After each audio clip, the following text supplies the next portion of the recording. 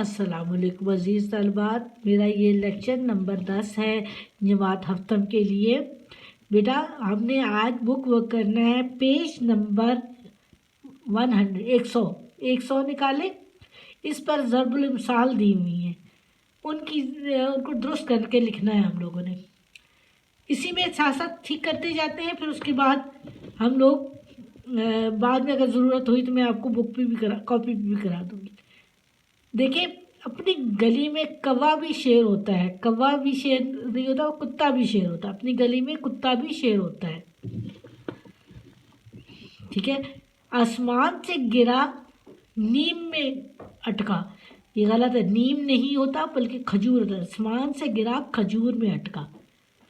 اگلی ہے سامنے والی، ایک مچھلی سارے تالاب کو اچھا کرتی ہے، ایک مچھلی سارے تالاب کو گندا کرتی ہے۔ گندا اچھا انڈر لائن کریں، اس کے اوپر گندا لکھ دیں، ٹھیک ہے۔ بغل میں چھری منہ پہ توبہ توبہ، توبہ توبہ کا نہیں ہوتا بلکہ ہوتا ہے بغل میں چھری منہ پہ رام رام، اوپر یہ لکھا ہوا میں نے۔ آپ بھی اسی طرح لکھتے جائیں، بک ورک کرنا ہے نا تو بک کو اچھی طرح سمجھ کے کریں۔ بندر کیا جانے لہسن کا سواد، لہسن نہیں ہوتا، لہسن بھی ادرک، بندر کیا جانے ادرک کا سواد۔ جس کا کھایا اس کا پایا نہیں، جس کا کھاؤ اس کے گن گاؤ، اس کے گن گاؤ، کا نہیں ہوگا کے ہو جائے گا، کہ گن گاؤ، ٹھیک ہے۔ جیسی روح ویسی قبر، یہ ہے جیسا دیس ویسا بھیس، یہ دیکھ لیں، جیسا دیس ویسا بھیس، یعنی جس جگہ رہ رہے ہوتے اس حساب سے لباس پہنا جاتا ہے۔ جان نہ پہچان دادی جان سلام نہیں، جان نہ پہچان میں تیرا مہمان، جان نہ پہچان میں تیرا مہمان۔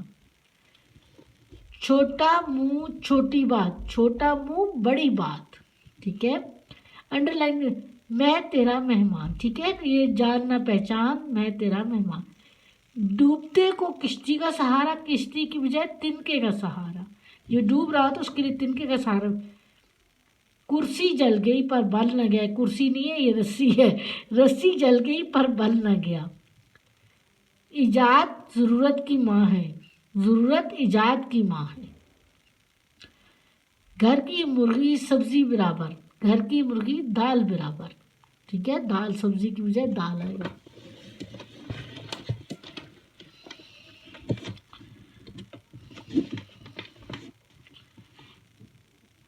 اب یہ ان کے اوپر مختلف یہ میں آپ کو ابھی بتا دیتی ہوں، پھر ریٹن فارم میں آپ لوگ لکھ لیجیے گا۔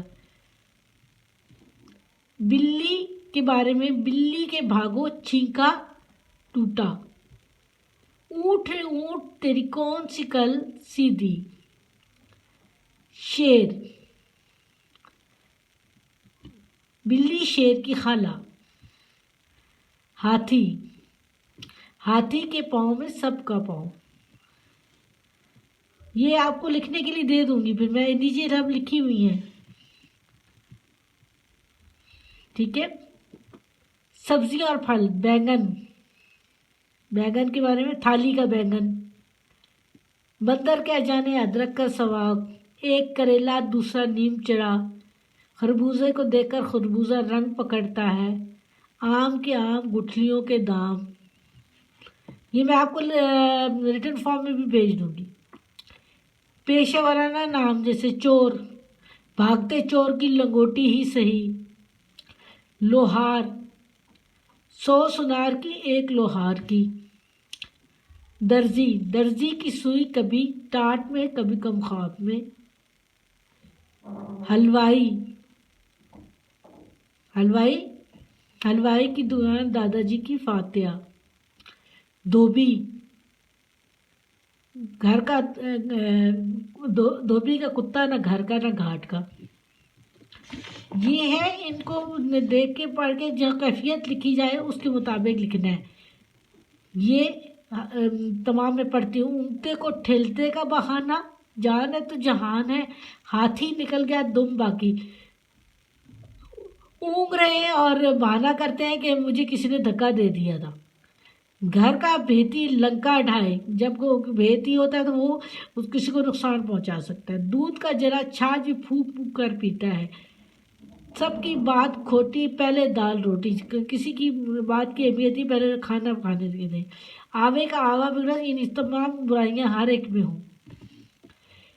عمران امتحان کی تیاری میں مصروف تھا. امی جان نے کتنی تیاری ہو گئی تو اس نے کہا ساری ہوگی، بس آخری سبق ہے. امی بے سختہ بولی، یعنی ہاتھی نکل گیا دم باقی. کاشف صاحب کے گھر میں چوری ہو گئی تو ملازموں پر غصہ کرتے ہوئے کہا، چوروں کو کیا معلوم کہ الماری کی چابیاں کہاں رکھی ہیں. مجھے تو یہ کام کسی کی سازش لگتا ہے جو ہر راز سے واقف ہے. سارے اس لیے کہتے ہیں گھر کا بھیتی لنکا ڈھائے.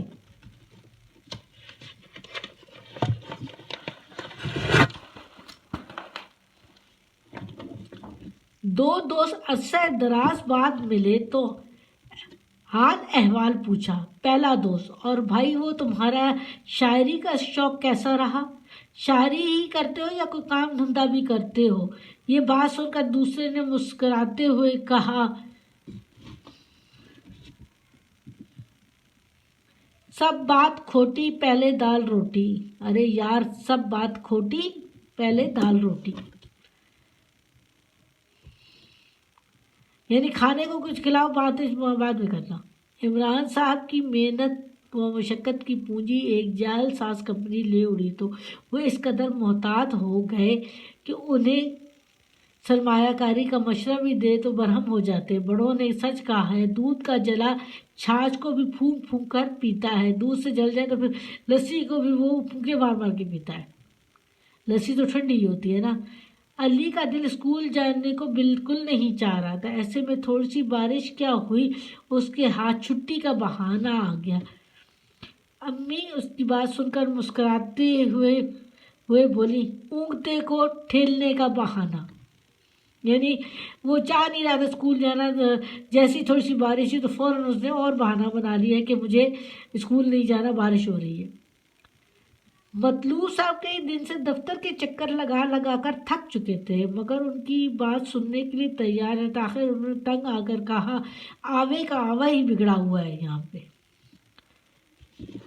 ڈاکٹر نے مریض کو سمجھاتے ہوئے کہا، آپ کو پرہیز ضرور کرنی چاہیے اور دعا بھی باقاعدگی سے لینی چاہیے، کیونکہ اگر زندگی ہے تو پھر دنیا کا لطف ممکن ہے. جو بڑے کہتے ہیں نا، جان ہے تو جہان ہے.